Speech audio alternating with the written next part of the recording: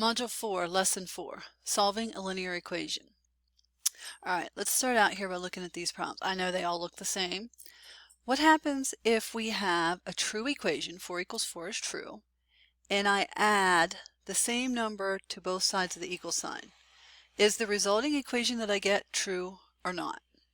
Well, obviously, 6 equals 6 is true. So if we start with true and we add the same thing to both sides, we get a true statement. What if we subtract the same thing on both sides? We still get a true statement. If we multiply by the same thing on both sides, we still get a true statement. And if we divide by the same thing on both sides,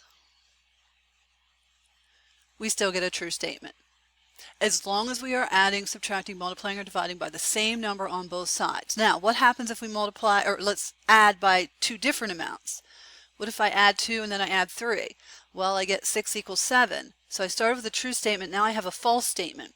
So I cannot add two different quantities on each side of the equal sign. If I subtract, same thing happens. I start with true, I end up with false. If I multiply by two different amounts, I get a false statement. And if I divide by two different amounts, I get a false statement. So what you do on one side of the equal sign, you have to do on the other side of the equal sign. What we're going to try to do in this lesson to begin with is we're going to try and guess. What do you think the answer to this problem would be? Well, we just take a random guess. Let's say x equals 2. So 4 times 2 plus 1, we're trying to get 13. 4 times 2 is 8, plus 1 is only 9. That's not 13, so it can't be 2. So we readjust our guess. Let's try 3. Go over here. 4x plus 1 equals 13. 4 times 3 plus 1 equals 13. 4 times 3 is 12, plus 1 is 13. So that means x is 3. A little bit time consuming, but we can get the answer. Now, how about the next problem? What do you get if you guess here? What would you guess? What would you even want to try? Let's try 2 again. 3 times 4 times 2 minus 9 plus 10. 15 times 2 plus 2 plus 7 times 2. 4 times 2 is 8. 8 minus 9 is negative 1. Negative 1 times 3 is negative 3 plus 10 is 7. Woo! Over here, 15 times 2 is 30. Plus 2, 7 times 2 is 14, so 30, 44, 45, 46. 2 is certainly not the answer, so we would have to guess again. Well, this is very time consuming to try and do this, especially with the longer problems like this. So we have this set of steps that we follow, and this is not the only set that you can follow. There are other methods that you could go through. Sometimes it takes more steps than these if you don't follow this order. So this is how I solve every single equation that I solve. First of all, if there's parentheses, I distribute. So distribute to eliminate parentheses. After that, I combine like terms on each side of the equal sign. So I look at the left, I combine anything I can. I look at the right, I combine anything I can. Next, I will eliminate, I'll say x, but it can be whatever variable. I'll eliminate x on one side of the equal sign, or the other. Finally, I will undo the number that is added or subtracted to the x. And last, I will undo the number that is multiplied or divided to the x. So let's try this. What would you do first in this problem? Parentheses, correct. So you're going to distribute to eliminate the parenthesis. 2x minus 6. Now, combine like terms. There are no like terms on the left, there are no like terms on the right. Eliminate an x, there's no x. There's only one x, there's not an x on both sides. So we're down to step 4 already. Undo what's added or subtracted to my x piece.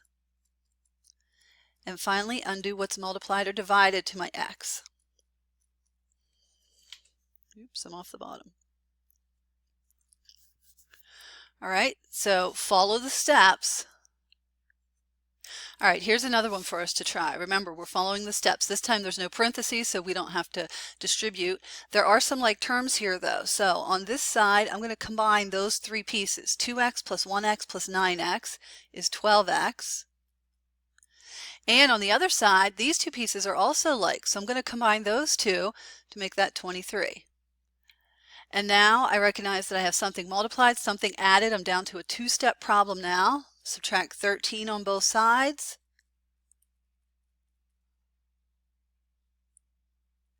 And divide by 12 on both sides. So x equals, 10 twelfths reduces to 5 over 6, or if you want the decimal, 0.83 repeating. We can always check these answers also. So we'll take the answer, substitute it back in everywhere for x, add up the left side, add up the right side, and see if they are equal. All right, let's try the next one. This time we don't have parentheses to distribute. We also don't have like terms on either side. There's no like terms over there. There's no like terms over there.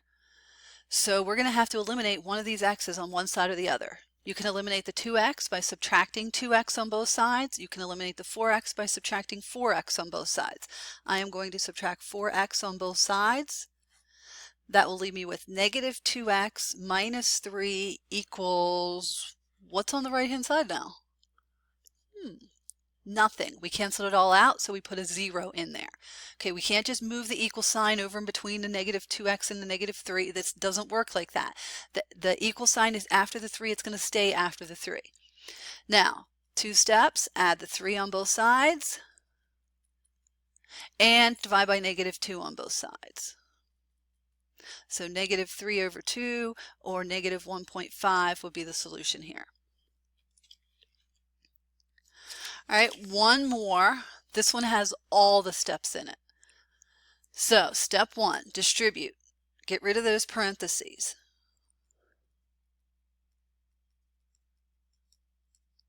Don't try to combine two steps at once. Don't try to add your like terms and distribute at the same time.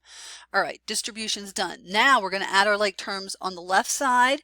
So over here, I see this and this that can be put together. So negative 27 and positive 10 is negative 17.